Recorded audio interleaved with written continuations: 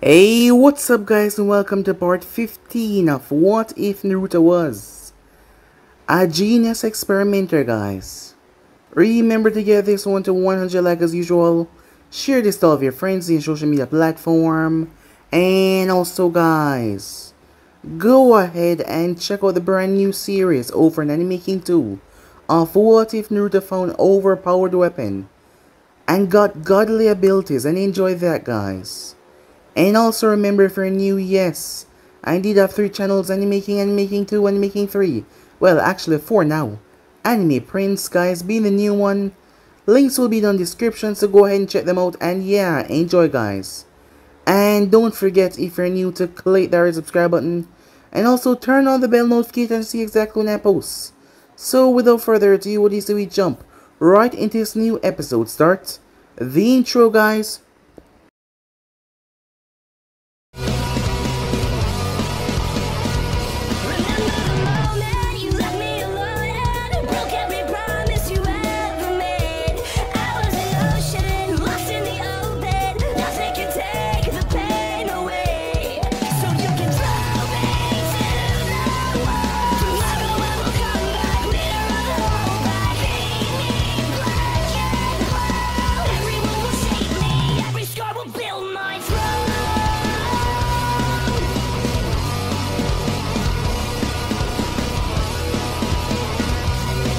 So the last part we left off, Yujito came to her senses as she was looking straight towards Arashi, or whatever his name was.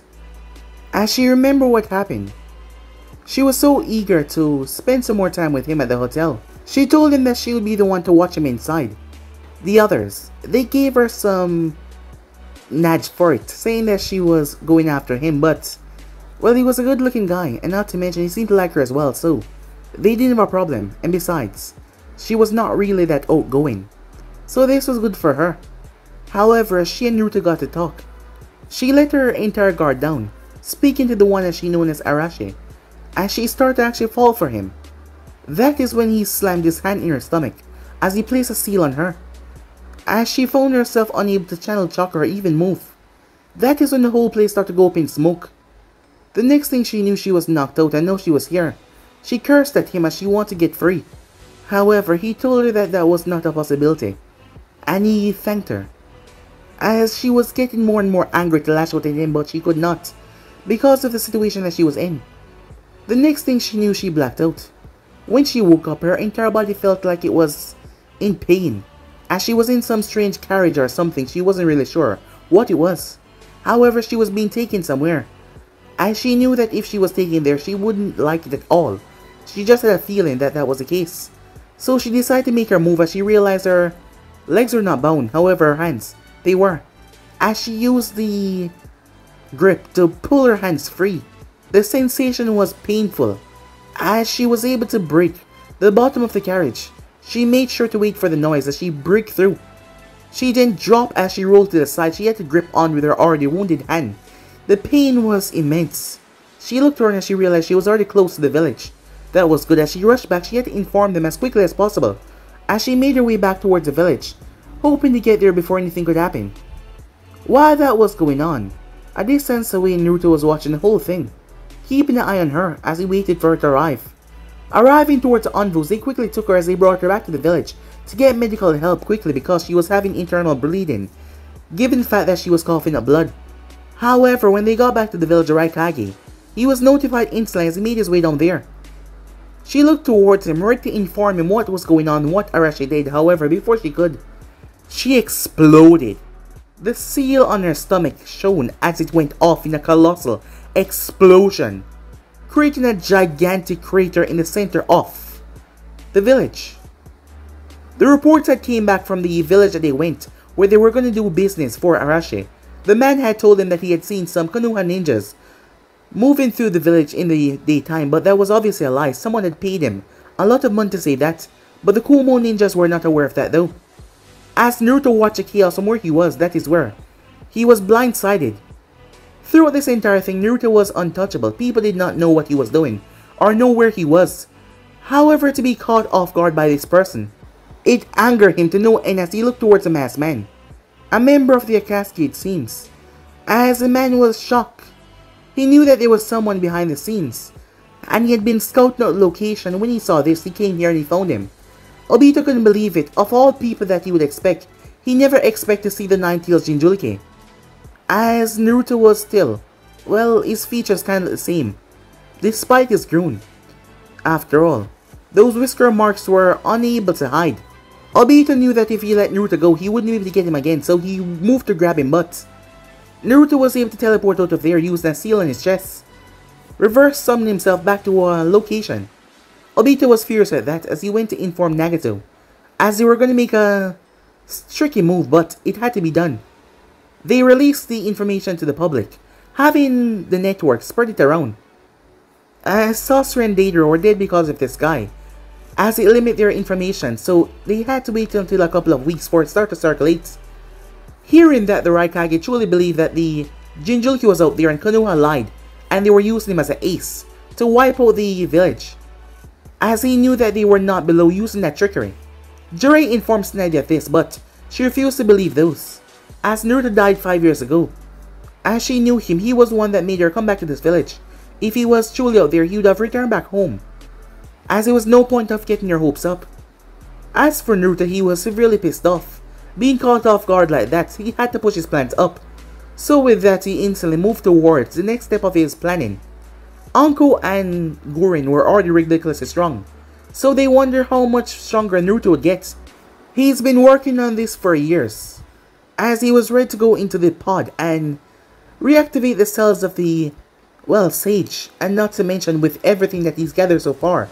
The also orb that the sage used to gather nature energy. So with that out of the way, Sasuke also gathered the information as well. Being the leader of this zone right now, he was able to keep the information flow to a limit, as no one knew that he was in charge, but hearing that Naruto was alive, that was ridiculous because he was the one that killed him. Sasuke sent out a few of his cronies to gather information, as he needed to know where Itachi was, to end this once and for all. While that was going on, Naruto went down in the pod. Anko was nervous, and so was Gurin as well. They didn't want to lose him, and this looked quite dangerous, and the way he said things, they knew it was. So they began the process, reluctantly though. As things started to went good before they went to hell, the place started to caught on fire, as the electricity started to spread out of control. Using their gravitational force, Anko threw Gurin away, as Anko did not hear what Naruto said she was going to free him. But Gurin told her to stay placed, but she blew her back. The entire place exploded though, as the two girls were blown out of there, as something went terribly wrong. Meanwhile, Naruto found himself in a house, as he arrived towards a door that said Naruto's room. Now that was confusing. Before he opened the door though, a woman with long red hair opened the door. Stepping inside, Naruto was greeted by none other than his father, his mother, and the Sage of Sixth Path. Now this was surprising. So yeah guys, basically as we left off, you guys can switch across the playthrough of yourself, and yeah, let's begin now guys. We begin this episode at Konoha. Things have started up. Tsunade Senju sat in her office, her fingers intertwined as she rests, her chin on her hands. A lot has happened quickly. For one, the Hidden Leaf was boarded by Hoshigakure, the Land of Star, towards their section where Kumo reside, so they had to get through that village first, and cross through the Land of Fire to get to them. The patrols of Hoshigakure were alerted that two of their outpost ninjas got killed, as they were attacked by Kumo forces. Tsunade sent the routine patrol there from Konoha to protect that village, and they had an encounter with Kumo ninjas. One Konoha ninja died in her parts, but they were able to eliminate the small squad of Kumo ninjas, which was 4 of them. And the other section was the Land of Grass, another section where Kumo could take. So far no other nation was going into this except for Konoha and their allies, and Kumo and their allies as well. The stone was being awfully quiet. Kiri was over the Civil War, but they were still not making any noise. The San was with Konoha, and well, that was pretty much it. The smaller nations were not involved in this, except for the 2 that was allied with Konoha and the others that was allied with the village hidden in the clouds. As they were starting out small, it seems. So far, all of the borders were protected and guarded. But despite this war on her hand, what she was more concerned about was the rumors. Rumors were getting even more intense to the point where Sakura asked her what was going on. There were rumors going around that Naruto Uzumaki has been seen across the Elemental Nation, that he was alive, that he became a missing link of Konoha, the Kyuubi Jinchuriki walking around out there. The rumors had gotten tense, as people want to know what was going on at this time after all. Konoha needed the Jinchuriki.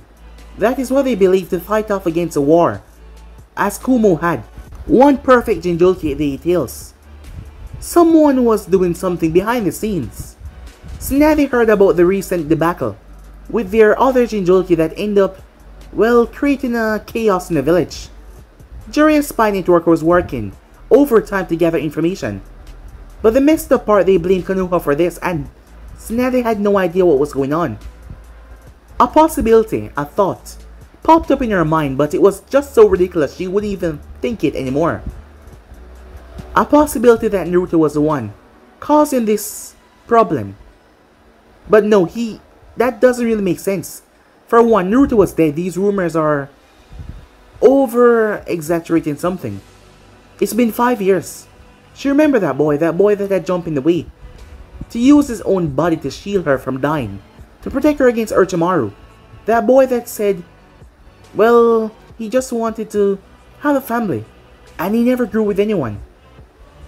That boy that she come to see as a younger brother. That boy that she cried and mourned for. There was no way impossible, any reality that he would ever be involved in any of this. He was dead and he was at rest now. There was no need to push anything at all. The thought just had popped in her head while she was thinking, as she really knew that it was ridiculous though. However, Jiraiya had become demanding that these sightings were getting too frequent.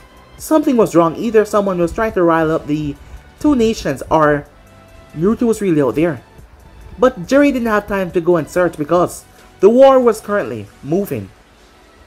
However, Sakura wanted to know as well, as her student was concerned about this. She had taken a real liking to the blonde, as he was a quiet one in the team, and he protected her so much time. She was unsure about her feelings towards Uchiha, as they never spoke about it while she was training her. But Sakura had become a wonderful Kunoichi in the past couple of years, and Tsunade was happy to call her her apprentice. However, her mind was still worrying about the thought that Naruto was possibly alive. That still scared her to no end. Because if he was and he didn't come back, what did that mean? However, she tried to keep her mind focused on the war that was currently taking place. While that was going on, Naruto found himself in a sticky situation, as that was the perfect way of fitting that. He was in a room that was large enough to hold the four of them. This was supposed to be his baby room, it seems, as maybe they were trying to weigh on his consciousness. That must be the case, as he saw the toys and the crib. As Naruto walked over towards that crib as he reached in, and picked up a blue teddy bear. As he examined the bear, "In all my life," said Naruto, "even in what I was doing, I never expect to ever meet you face to face like this," said Naruto, as he looked towards the Sage of Six Paths, completely disregarding that his parents were standing there. "You've taken my cells. You're trying to imbue them in your body. The process that will prove to be more fatal than you think. But even if it comes with success, I assure you it's not the path that you want to take." "Oh, you assure me," said Naruto. "And what exactly do you know about the path I choose to take?" Naruto. As Naruto turned towards the woman, before the sage could say anything, she stepped forward. "Why? Why do all of this?" she said. "Why?" said Naruto. "What do you expect? It's because of you people mostly." As Minato looked at him. "You sealed the 90 inside of me when I was just a mere child. And then you left. Yes, I knew that you were dead, but you just left. You were gone." The third Hokage, while he faked this sense of power, God of Shinobi Professor. Like he could do anything that he set his mind to. It is just that. A goddamn title, said Naruto. Have you ever thought about that? He was just a little old man who was unable to save me from the horrors that take place while I was just trying to live. Never. Never has that village once tried to make me forget about what I am. About the demon that I am. You asked me why I did this. I should ask you. Why shouldn't I? Why shouldn't I make them suffer? Why shouldn't I make the entire world pay because of my own bitterness? Because of my own miserableness? So you wish to condemn the entire world just because of your past, said Minato. Yes, said Naruto. My son, I know you've been through a lot, said Minato, as tears started gathering in her eyes. I blame myself. To protect the village, I condemn you to a life of pain and misery, and I know that is the reason why you turned on this path. So blame me. But please, there is still time to stop this all. I was able to see what you have done so far, and I must say it's not pretty at all. The things you have done, the people that you've hurt for your own enjoyment. I'm begging you, there is still time to turn around. There's still time to fix this wrong. You don't have to go down this path. There's still time to get redemption. Go back to Konoha. Speak to Snetty. I'm sure she will try to help you as much as she can. But you need to stop this. Doing this will only bring chaos to the world. There will be so much death. So much misery. Do you want everyone to feel your pain? Why is that the right way for things to go about? Why is that the correct way? To make people suffer. Trust me, son, it's not. You need to stop this. Kushina stepped forward. I'm sorry, she said. You must think of me as a terrible mother. I was not there for you, and I couldn't have helped you through this. I know that we left you alone, but please. I know that it doesn't mean much, but I'm begging you, don't do this, she said. This is not the right way. I know that there is some part of you that still see that what you're doing is wrong. Going on this part is not the right way. Just please, she said, moving towards him, as she ended up holding on to his hand. I love you, my son, and I would do anything to protect you. But as your mother, I'm telling you right here and now, this is not what you should do. I know you've done horrible things, but shinobis are not good people. There can still be a way for you to redeem yourself, to fix this. Stop this chaos. Return back to the village. Don't do this. Don't go down this path. I'm begging you, she said. The sage stepped forward. You seek power that will end up tearing you and this entire world apart. There are certain things that you don't know. Certain events that you will trigger if you choose to go down this path. And I assure you, none of them will be kind. The world as you know it might cease to exist. Mankind might be wiped off the face of the world. Listen to your parents, child. Do not do this. Why? Said Naruto as he pulled his arm away. Why shouldn't I make everyone suffer? The world has been unkind to me, unfair. It has put me through literal hell. The torture and the yell, the glares, the isolation. 15 long years in that village. I've been put through hell. Why shouldn't I make this world suffer like it made me suffer? You all are telling me to forgive and forget. Why? I now have the power to do as I please. I now have the power to make them all feel pain like I felt. That is not the way, said Kushina. She yelled back at him. I know you're angry, but doing this will just cause more misery, more chaos. The cycle will never stop. You have the power to end this. Don't go down this path. It will only make your soul more darker, more tainted. It will drive you mad, insane. Minato stepped forward. She's right. I know my words cannot fix the past, but there is a chance for a brighter future. And going down this path will mean death or even worse. We still love you, son, and we don't want to see you die. But you have to stop this. You have to stop all of this. As Naruto grit his teeth, tears in his eyes as he starts to run down his cheek. No, he said as he stepped away from them. I have to do this. I've committed myself. They all must feel the pain that I felt. Pain, the sage said, before Kushina and Minato could speak. Pain is something constant in this life. The world revered me to be a god, however. I made mistakes in the past. I believe that mankind would use ninju to protect one another, however. They turn it into weapons and attack one another. The ever cycle of hatred and pain. Most of it falls on me, giving the power off in the first place. But I failed to do what was right throughout my entire lifetime. But there is still time to fix it, as I never give up on mankind. It has proved me wrong so much time, but I still do not give up. And I was the one to start this. You must understand that. Giving mankind another chance, it will cease to surprise you. You have so much hate in your heart, but that hate can quickly be changed into love. And using that love, you can do many things in this world.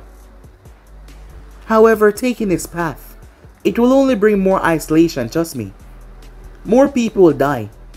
After a while, you will soon come to realize that you're empty inside. Nothing will remain after you commit genocide on this entire world. I have felt your intentions. I have felt the rage that you feel. You've placed my cells inside your body. I know that you plot to go even far beyond this. I know that you wish to see everything around you come breaking down. But I can assure you, doing that will only bring you emptiness, nothingness. That is not the right way. Finding peace, finding stability, the understanding one another through ninja is what I had seek for the world. However, if you take this path now, that dream will never come forth. So I should just give up. I should just forgive and forget the past, even though I am the one that has been suffered and tortured by this world. Ninja or not, I don't give a damn about chakra or this or that. If you had seen my life, you know what I've been through. How do you expect me to just forget? I was broken. I was put through hell. And why? Why should I just let everything return back to normal? Konoha, the whole system, everything. Because of what I was treated like a monster. Outcast. And you expect me to forgive and forget? Kushina came forward and she pulled him into a hug. As Naruto tried to get away, but she held on to him tightly. I know it will be hard, but please, at least try. Because if you don't, you will lose yourself. And everything you are. I know that there's still good inside of you. Stop this now, she said. Don't go down this path. As Naruto started to cry even more, she held on to him. Minato came forward as he placed a hand on his shoulder. However, the sage noticed something. Something was terribly wrong. As Naruto started to laugh. As Kushina looked up towards him. Naruto-kun? Oh my god, said Naruto. I can't really believe you bought that, he said, as he wiped his tears away. The sage narrowed his gaze as Naruto removed Kushina's hand from him and pushed her back. This and that and this. The village this, the world that. To be honest, the village putting me through hell was actually something I preferred. After all, if it wasn't for them, I wouldn't be the man that I am today. Minato narrowed his eyes. What are you saying? He said. Well, it's quite simple, father, said Naruto. You see, I don't give a damn about the past. What I seek is true enlightenment. And also, the moment I step foot in here, I know that you three tend to, well, restrain me. All of you have chakra in my body. You place your chakra inside of me once, you seal off also inside me. I found that a long time ago. Your chakras would prove to be a bit of a hindrance in my plan. And you, Sage, said Naruto, you were the most difficult to trick. Yes, my pain and self-loathing. I've been feeding that to you the moment I start to implant yourselves inside of me. You... how? That's not possible. Well, let's just say I think 10 steps ahead of you and everyone else. You might be known as the god of this world, but god or not, I am the best. Nothing and no one will stand in my way. Kushina sendo chains and wrapped around Naruto. As she had a resolve in her eye, I can't let you do what you're about to do, she said, crying. It's not up to you, mother, said Naruto. You three gave me enough time to spread my chakra, to slowly corrode yours. As you can see, said Naruto as he waved his hand, breaking out of her chain. The door of the room flew off, and looking outside, all they saw was a pitch black darkness that started to fill the room. Such vile, corrosive chakra, the sage said. You are just like that monster, he said, remembering his encounter with the Jubi. Oh, trust me, I'm worse than what you can ever imagine. And you three talk about me trying to destroy this world, erase mankind. Why would I do that? When having people around is so much more fun, said Naruto. Don't do this, said Minato. You will, yeah, I will what? You have no idea what I have planned. But it doesn't matter because, as you can see, as they were all fading away, please, Naruto, stop this, said Kushina. We can nothing, said Naruto. While I don't really hate you two in particular after all, you gave me the means, said Naruto as he patted his stomach, to start up my whole plan. The Fox Chakra helped a long way, with the healing and all sorts. But still, I don't really feel fond of you guys either. I mean, you did die, leaving me down this path. And in the beginning it was quite hell. But now, I'm stronger, better than ever. And I do not see myself as these weak, pathetic piece of garbage that line this planet. There's only 2 people that I give a damn about. The rest of them can burn in hell for all I care. However, once I'm done, you will all see from where you are. Well, that is if you can see me. What I have in store for this world. And trust me, it's gonna be fun, said Naruto as he spread his arms. As Kushina cried out to him as her cries fell on deaf ears, none of them could move as their bodies turned translucent before they fade. The sage watched him. He's even worse than my mother, he thought to himself. As despite not knowing Naruto's plans, the dark wicked intent in his chakra tell him that if someone was not able to stop him this world would be torn to sunders. As Naruto's body became enveloped as the room ceiling started to tear away. In the outside world, Anko and Guren picked themselves up. To them it had only been seconds as the entire place had been destroyed. Where is he? Where is he? Anko said as she tossed a giant debris out of the way. Guren raised her hand as she dug through it with a crystal blade around her hand. Where is he? What the hell is going on? She said. No, said Anko as she started to look around. She destroyed the rubbles as she pulled and yanked and threw and blasted him away. Where's his body? What? As a frightful look came on her face, as she looked towards Guren, both girls startled at the prospect that his body was completely eviscerated by that machine. Tears gathered in Anko's eyes as she dropped to her knees.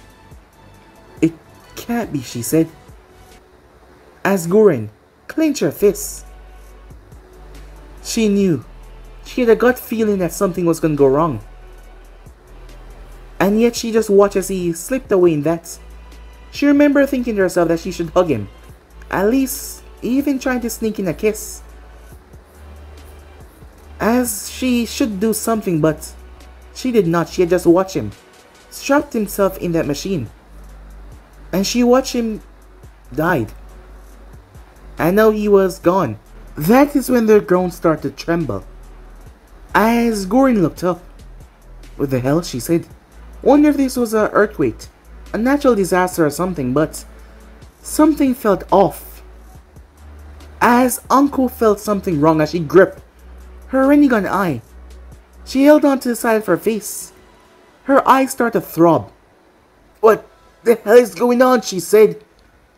As she looked around, she felt the place going tense, abnormally tense. She could see the chakra, but Guren could see it as well. Thick, luscious chakra floating all around them. The seaboard started to bubble. The water started shooting the air like geysers. The atmosphere became tense, the clouds above them became dark. All the chakra around them started to twist together. As Guren and Anko looked toward each other, confused. "What the hell is this?" said Guren. "What's going on?" I don't know," Anko said. At the hidden rain, Nagato was calmly resting before he felt it. His two eyes snapped open. "What is this?" he said to himself, confused as he felt a lingering feeling, a sensation in the atmosphere. A distance away, Obito had his mask off, as his hair was wet. It was then that he turned his back. He was underground in a cave, a special modified cave, with everything he needed including a shower. However, he felt something off as his Sharingan subconsciously activated, and it started to pulse. "What the hell is this?" he said, as he looked around, feeling the odd sensation. At the hidden sound, Sasuke Uchiha was calmly resting when his two eyes shot open, and his Sharingan flare, it switched to his Mangekyou. As a sensation enveloped his being, a shiver went down his back as he felt the unprecedented force appeared out of nowhere. On top of a cliff, leaning back on both of his hands, calmly taking in the location, Itachi Uchiha's Sharingan flared to life, switching to his Mangekyou. As he slowly got up to his feet, decked out into his Akashi clothing, he was confused. A sensation that he's never felt before. As a terrible weight landed on his shoulder, he felt like his insides were turning badly. Back at the land of Uzu, as the base top section had been destroyed, showing the light from the upper area. However, the two girls were in a sticky situation as the wind kept on blowing violently, as it kept on switching back in front, before the sensation and the chakra that they saw started to pull together. As they looked towards the chakra that was so intense, as they had to focus keenly as they watched, it started to shape into a figure. The chakra started to twist and turn into something, someone, as his entire body was then covered by a strange cocoon. It turned completely black, pitch black. As they watched it there, it was floating off the ground. When it started to create cracks, white light started to shine until a hand broke out of it, followed by a leg, and the whole thing exploded following them, closing their eyes and shielding their faces. It was then that they heard footsteps. Both girls instantly opened their eyes, and what they saw alarmed them, shocked them, as someone stood there. He stood at roughly 6 feet 2 inches. Long, spiky blonde hair, showing who he was. Whisker marks on his cheeks. However, there was some changes. Judging by the two horns on his forehead, there was a strange slit in the center of his forehead as well. However, it was closed. However, his eyes showed off the Rinnegan, but both of them had one red tomo inside of them. Anko's eyes did not have a red tomo. That goes to show you that was something else. His mere being, his mere presence was giving off this feeling of absolute power. He was wearing a white coat. On the back of said coat was a single Megatama. As it was at the top, black markings were twisting and turning along the coat. His chest was exposed, showing that there was a Megatama right in the center. A circle in his stomach that spread towards different areas. However, they were dull. There was no highlights, nothing, they were dull. Like they needed something for them to be awakened or something like that. His feet was bare. He was wearing black pants that stopped right at his ankle. However, they fluttered down a bit. He reached up and touched his horns. Well, there had to be some changes, he said, as he poked at the horns. Before he could say a single word, he was slammed into by Guren, as Anko was about to move forward, but the girl beat her to it. I thought you died, said Guren, as Naruto placed the arm around her. I told you I'll be fine, he said, as he looked towards Anko and motioned for her to come. She rushed over as he enveloped both of the girls, as they held on to him. I told you, there will be nothing to stop me from being with you guys. Not even a chance of death itself. Such things I will even defy to remain here, no matter what, he said. That filled both of the girls with a new vigor of believing that he would truly remain, and that he would not leave them. The both of them had some abandonment issues, and him going away was something that they feared the most. But his words comforted them, as they held on to him tight. However, Naruto was grinning from ear to ear. He had went through a complete change, and now he was more powerful than ever. However, there was still incompletion in his transformation. The Megatama in his eyes showed the missing tail beasts. He already had a couple, but he had not absorbed them yet. But now it will be much more faster than before. His whole body needed them. It seems like he craved for them right now. He could feel himself salivating for the taste of their power. The entire world around him, however, he snapped his head into focus. That was a bit disconcerting. He didn't want to drain this world. What he wanted was the tail beasts for him to start his plan. However, that was already in the works. But he was more than powerful enough now to begin. There was no more hiding from the world. Naruto Uzumaki will return towards the continent and take what he sees fit, because there was no one that could stop him now. He will hack and cut down anyone in his path to get what he wants, because now he's finally achieved what he wanted, the status of a god. As a smirk came on his face saying that. However, the sage was right. Naruto did not only have the sage power, he experimented on himself. He diluted his own chakra to the point of pure darkness. Right now his chakra was not even that blue.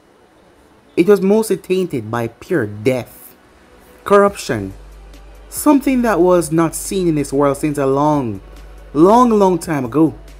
And that sudden outburst, that sudden vile output of chakra, it not only affects the dojutsu users on the planet, it also affects something else. Something that had been kept away. Something that had been locked away. Something so vile, so corrupted that it wished to suck the entire world dry. Naruto's chakra hit that seal that was supposed to be kept away for eternity. And the thing slowly twitched, still confined in its seal. Or should I say her, the woman that was peacefully sleeping. Her body was in some sort of coffin, in an open field, a desert of sorts.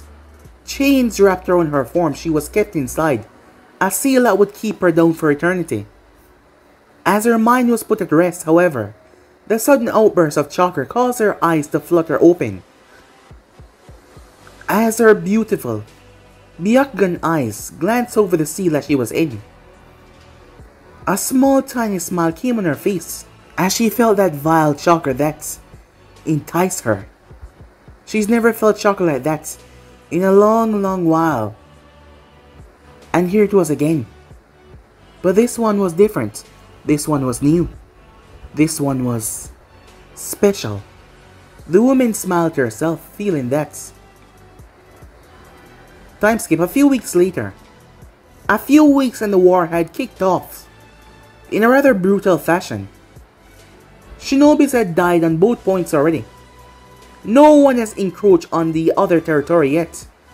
But even so, the fighting had become rather dangerous.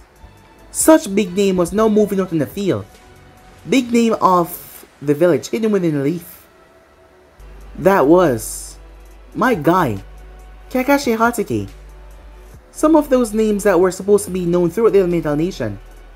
However, Darui and several other competent Jonin off, Kumo was also moving out. Battle strategies, plans. As the place was getting thick with tension, as no one could predict the ending of this war or when it will end anytime soon. At the moment Oniki stood in his office, he was walking. Every now and then he walked to stretch his old bones, so he wouldn't be kept up, locked up like this. At the moment though, he wanted to recall his Jinjulikis. Han and Roshi had been on the down low. They were not really hated within the village. However, people feared the power that they currently have, knowing that they could be a detrimental problem if they were to, well, go crazy one day. And the fear had passed down through a long while. Both of them had lived in the outskirts of the village. While they were not related, they were close growing up. Roshi being a lot older than Han, as he was like a mentor to him. And he decided to take on the same hate as his sensei, as his mentor, to protect the village from the shadows. Be the protector of said village. The Akatsuki has not made their move yet, or decided to encroach, seeing that the other Jinjulikis are missing. So Roshi and Han were safe. Well, not anymore. Immediately though, an envoy burst inside. "Sir." The man looked frazzled despite unable to see under his mask. "Han and Roshi, they've been attacked." "What?" said Oniki. Flashback. A few moments earlier, Han was currently meditating. Han had a rather peculiar ability. It wasn't just because of the globe inside of him. Han's body produced steam, something that was rather detrimental for people that came in close. The thing could literally melt you. At a young age, he was unable to control this ability of his, and because of that, he accidentally hurt a lot of people. A good thing no one died, but still he hurt people. And to stop this though, he was given a armor. A special armor that he wore that was red. As his entire body was covered in it, it kept his ability at bay. It was a genetic disorder. His chakra was piggybacking off his ability in a weird way. His ability was not really well known throughout anywhere. His family also possessed a strange, peculiar technique like this, but theirs were different. They were able to create steam on a normal level. However, Han's ability was different. His steam was vile and corrosive. Almost all members of his family had been wiped out throughout the wars, as Han was the only one left. It hadn't been easy on him. Growing up, he wasn't a liked person because people feared getting close to him. That was until he met Roshi. Roshi was an old man, much older than him. Roshi had been through a lot. He had been the Jinjuliki for the Hidden Stone for quite some time now. At the moment, he was the oldest Jinjuliki to ever live. Yes. Well, oldest as far as they know, as he was said to be the oldest. Roshi had ignored Han at first, used to the life of Jinjuliki, but he wore him down, as he mentored him not to harm people, given the fact that people see Roshi as a monster as well because, well, of the fact that he was a tail beast holder. However, when the opportunity came to protect the village, Han decided to be the one to sacrifice himself. People didn't really get him anyway, and if he could be like his mentor, he would take the opportunity, so he took on the role of being the other Jinjuliki when the other one passed. His steam powers were magnified by the Gobe, as they were much stronger. He still had to wear his modified suit, but with it he could control his abilities and he had nothing to worry about. At the moment, the two men were discussing the possibility of them being dragged into a war with the Hidden Stone as well. They had no doubt that Oniki would try to take advantage of the situation between Konoha and Kumo, and it might end up a problem for them, because as much as they were what they were, they didn't like to fight. The both of them had been through chaos, the both of them had lost, and they didn't want to lose no more. Not that they had anything left, well, only their life. That was something they could lose. And let's just say, despite their status, both of them didn't really want to die. They had this personality of sticking it out. That is when Han felt something strange. Han was a bit of a sensor. Not anything too special, but he could find ninjas around if they were giving off that feeling. Ah, there you are. Both men got up as they turned to see someone walking up towards them. As Naruto felt it, that pull, it seems like he had become a lot different with his new reawakening. He could feel the chakra around him. He had to be in the close vicinity, but he could feel the tail beasts once he was within the country. And here he found the two of them ripe for the picking. A small smile on his face as he looked towards the two of them. "Who the hell are you?" said Roshi as he looked towards Naruto. "Oh, me? I'm the one that is after that thing inside of you." Han narrowed his gaze. "You're after the tail beasts," he said. "Exactly," said Naruto. Han blurred out of sight as he appeared behind his foe. "Then I will show you no mercy," he said. Steam jutted from the strange contraption on his back as he brought his arm down with incredible force. However, Naruto simply raised his arm behind him as Han's fist dropped into his palm. The ground shattered with such force that debris flew everywhere. Roshi was astonished. Han was tremendously strong, like superhuman strong, even without tapping into his chakra, and yet he just used a heavy dose. But what shocked Roshi the most was that the ground cracked instead of this person's knees. His knees did not bend or twist in the slightest. The ground was the thing that exploded. It would seem like his body was more than durable. Han used his feet as he tried to stomp Naruto in the back after pushing off. However, Naruto turned and actually reached out and gripped onto his leg, squeezing the metal as Han heard the thing creak. Shock on his face, but he could not be seen as he heard the metal distorting and twisting as Naruto proceeded to drop him. The ground exploded underneath them as Han's body destroyed it. Roshi threw himself like a wild animal, his fists covered in hot, scalding magma. "Take this," he said as he brought his fist across Naruto's face. However, Naruto slapped his hand to the side. All the magma on his arm vanished instantly as Naruto drove a fist into his stomach. Blood and spit came from Roshi's mouth as he felt all the air snapped out of his lungs. He quickly dropped to his knees, pain coursing on his face as he was baffled by the strength that this one person has.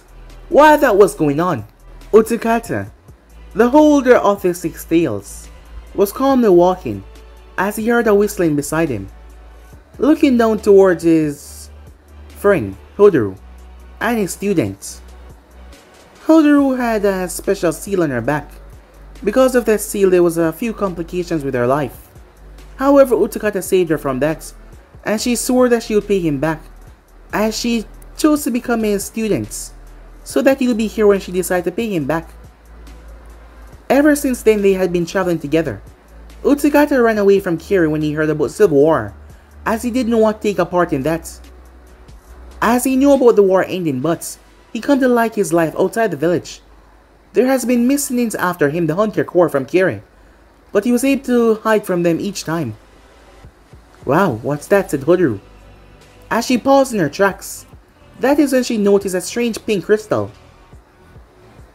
As it started to appear all over, she reached out. "Don't touch that," he said. However, her finger already made contact as he held onto her hand, unaware that that triggered something. The next thing he knew, the pink crystal started to die down. "What was that?" said Hodoru. "What's going on?" Utakata's gaze snapped around. He has spent the majority of his life running and hiding. Something was not right here. "Finally! The technique took longer than you said. It's a new experiment, come on, give me a break." As they heard someone coming and talking to one another.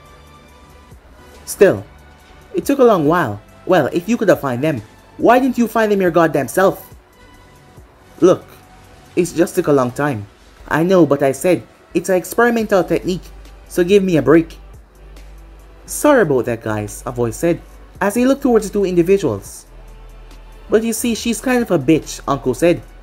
"Take one to know one," said Guren. "That's right," Uncle said. "I am a bitch sometime, but you act like you're not one." as Gorin simply crossed her arms, shaking her head. "Who are you people?" Hodoro said. "And why you run?" said Utakata. "What?" "I said run. Now!" "But now," he said to her. As powerful as Hodoro was, she wasn't ready to face off against this individual. For one thing, he noticed that he has read about history about that.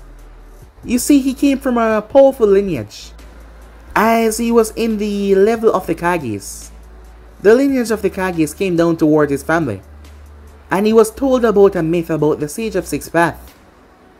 And he was shown a photo, a drawing, a sketch of a powerful eye that was said to be something that kept the world at bay, at balance.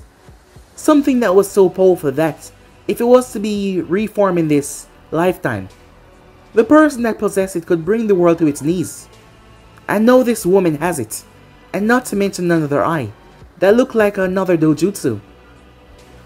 And that one on the other side, she was one in charge of those crystals. He looked towards Hodoro. "I'll be just fine.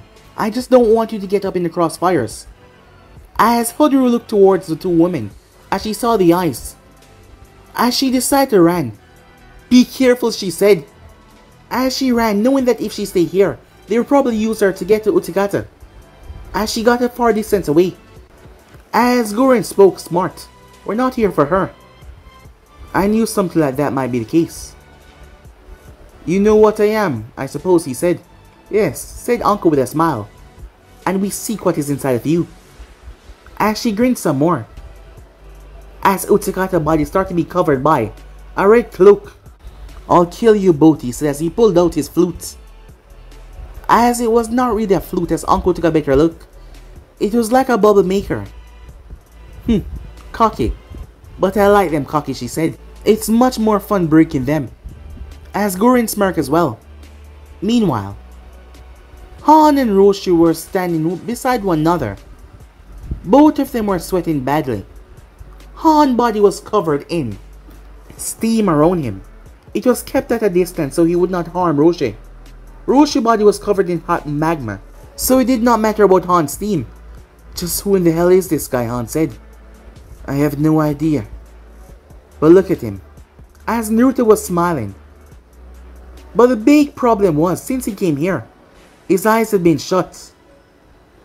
"What? You mock us that much and not even show us your eyes?" Han said. "No, it's not that. I was merely testing out something. To see how much I can work without even resorting to my eyes. It's just amazing how much powerful my sense has got. Even without looking at you, I can still see where you are. I can see you tensing. I can feel your chakra moving through your system. It's incredible how powerful I am right now. Anyone that is not me should be really jealous that you're not," said Naruto. "I know I might sound cocky, but this is something I've been looking forward for my whole life. Despite not being completed yet, which you two will help with, of course. It's just so amazing." At that moment, Naruto turned his head as he saw Anvu, a distance away, arriving towards the scene. The Anvu that was said to watch over them, it seems. "Han, Roshi, what is going on?" he said, as he looked towards the man.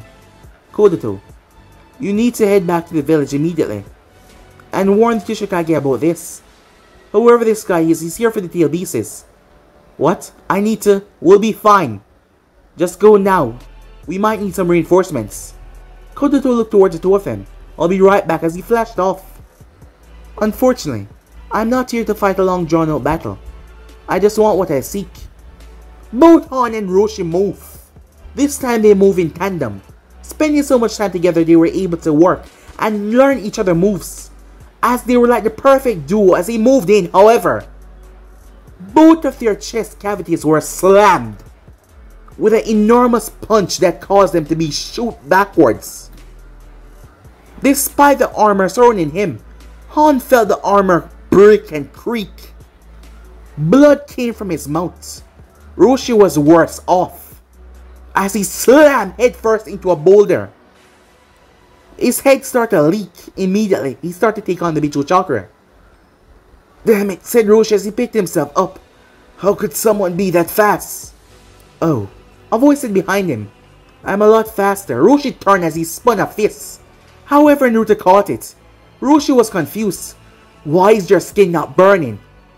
as Naruto dragged him forward until their faces were inches away from each other. A cocky grin on his face. "You and your Biju are too weak to harm me," said Naruto as he kneed him right in the stomach, causing Roshi to collapse downwards. However, before Naruto could slam his face into the earth, Han appeared as he started to blow steam right at the back of Naruto, before a clone of Han grabbed Roshi and threw him away. As Han proceeded to release all of the steam to melt Naruto down to nothing. However, Naruto burst right through it and grabbed him by the head. How? This is... Han watches his steam start to be absorbed into Naruto's body. Isn't possible. Well, as you can see, I make impossible my bitch, said Naruto, as he proceeded to lift and slam him in the ground. The force shattered the back of his armor. As Naruto finally opened his eyes, it was then that he saw those eyes of his. Roshi picked himself up. He heard about the lore and the past about the Sage of Six Paths. Those eyes, they were instantly recognizable. No, that's impossible. I thought I explained this already. Wasting no more time, Roshi decided to go full-tail beast. His body literally exploded with chakra before it took on a gigantic shape, knowing that this was more detrimental than they thought. The gigantic monkey moved. One of its four tails lashed out as it grabbed Han and yanked him away from Naruto, as it then brought down its four fists. The ground was torn and destroyed as the fists smashed it to sunders. However, once the smoke cleared, nothing was there. You know, a voice said. The fourth tail focused on his nose as he saw someone sitting there. It's rather rude to just jump in like that. Weren't you taught in the manners, you stupid monkey, said Naruto. The hands quickly shot up of the four tails, however. Naruto raised his hand as gigantic block rods tear right through the palm as a monkey wailed. Han picked himself up as he started to transform. Unfortunately, I have no time for that, said Naruto as he waved his hand. At least 10 black rods appear and launched himself towards him. He rushed as he smashed his fist in the first one, managed to knock it away as he tried to block the others. However, they separated and tore right through him, none of them hitting the vital points. He coughed up blood as he dropped to his knees. As for the monkey, it started to wail as he could not get his arm freed. That is when Naruto raised his leg. The ear around him started to distort and twist as Naruto generates an obscene amount of chakra before he dropped it in the thing's skull. The face of the baboon slammed hard into the ground, cracking it. As the thing started to revert back to normal, forced back into the seal behind that simple kick. However, that simple kick would have killed even a Kage to the amount of chakra that was generated. But the Biju could not move though, so. And after all, Naruto was no longer in the realm of normality. He was now a completely different beast. A monster altogether. As Naruto picked up the bodies, the moment he did so though, someone appeared on the scene followed by Anvus. Ah, I didn't expect you to come yourself. Well, I guess these two are high priorities, said Naruto. Who the hell are you, said the Tishikage. Well, first of all, that's not how you ask someone properly for their name. Oniki started to raise his hands. Tis, said Naruto. I wouldn't do that, unless you want these two to die. And if you get away with them, we're screwed anyway, so I think of this as a win-win, Oniki said. As Naruto sighed, at least don't you want to know my name? After all, look at me. Oniki was shocked when he saw those eyes. Those eyes? No, that's not possible. Almost everyone read about the history. There were books, there were descriptions, there were photos drawn, sculptured, things about the Rinnegan. The eyes that were granted to mankind by gods. The eyes that could craft the world itself. The eyes that created the moon, the eyes that created the sun. Some of the rumors were a bit over-exaggerated, but still. Oniki couldn't believe what he was seeing. Who are you, he said, a bit of desperation now in his tone. He was shocked. I'm someone special, you see. Someone that will change this strange, corrupted, twisted world that we live in. Someone that you will be bowing to soon enough. Bow to someone like you. Seems you're caught in some illusion where you're leaving this place alive. Onki says he shot his particle style straight towards Naruto. However, Naruto simply stood there calm as his eyes pulse. The next thing Oniki knew, his technique was blasted to the side. The entire section to the side was turned into nothingness. Oniki was confused. What did you do? He said. A special ability of mine, said Naruto. We'll talk soon. Hey, by the way, the name is Naruto, he said. Naruto Uzumaki. The space in front of him ripped open. Space-time dimension. Onki flew forward as Naruto slipped into it. Damn it, Onki shouted. Meanwhile, as Hanoka was told to stay back but she refused as she rushed forward. The reason being her sensei was now over the shoulder of that woman. That woman with the strange eyes. No, don't do this. Give him back, Hanoka said. Sorry, kitty, but we can't do that. Why are you doing this? What do you want? I'm afraid our comprehension is beyond your understanding, Uncle said. Gurren started to laugh. A bit cheesy, wouldn't you say? It's fun. Who are you? Well, we're not gonna tell you really who we are. That's not important, but there's things you should know. Why don't you go back and tell those friends of yours that are coming this way what you saw? Oh, and mention the name Naruto Uzumaki, alright? As Gurren went through handstand before she created a crystal dragon, both her and Uncle jumped on it. Hanoka went through handstand water style. Watch your bullet, she said, as she fired it. However, Gurren simply raised her hand as she slapped the thing away. Hanoka was shocked. 2 weeks, said Gurren as they flew off. A few seconds later, as Hanoka dropped to her knees, Anvus appeared. What happened here? It was a special hunter Nins. Hanoka looked towards them. They took him, she said, tears in her eyes. Who? Took who? Naruto Uzumaki. That's the name, she said.